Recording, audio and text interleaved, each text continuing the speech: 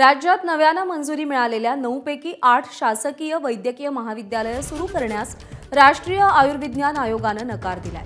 महाविद्यालयात रिक्त असलेल्या प्राध्यापकांच्या रिक्त जागांचं कारण देत विद्यार्थ्यांना प्रवेश देण्यास नकार देण्यात आलाय।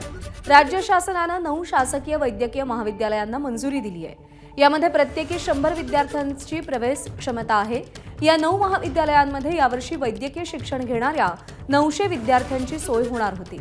परंतु या नव्यानं सुरू केलेल्या महाविद्यालयांमध्ये प्राध्यापकांची नियुक्ती नसल्यानं यावर्षी ही कॉलेजेस सुरू करण्यास राष्ट्रीय आयुर्विज्ञान आयोगानं नकार दिलाय।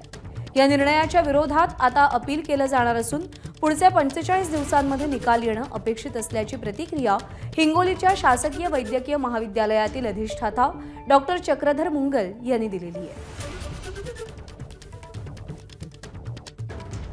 24 जून रोजी राष्ट्रीय आयुर्विज्ञान आयोगाचे निरीक्षण या वैद्यकीय महाविद्यालयात झाले। त्या निरीक्षणादरम्यान वैद्यकीय शिक्षकांची पर्याप्त संख्या नसल्याचे कारण असल्याने राष्ट्रीय आयुर्विज्ञान आयोगाने यावर्षी या महाविद्यालयास प्रवेश देण्यास मान्यता दिलेली नाही।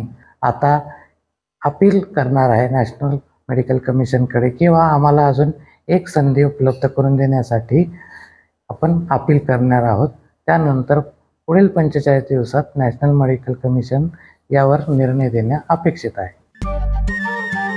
नमस्कार। मन सुद्धा तुझं ही वेगळ्याच प्रकारची मालिका तुम्हा सगळ्यांना खूप आवडली होती। याचा दुसरा सीझन कधी येणार अशी विचारणा झाली। प्रतीक्षा संपली आहे मित्रांनो। येतोय मन सुद्धा तुझाचा दुसरा सीझन। होई मन सुद्धा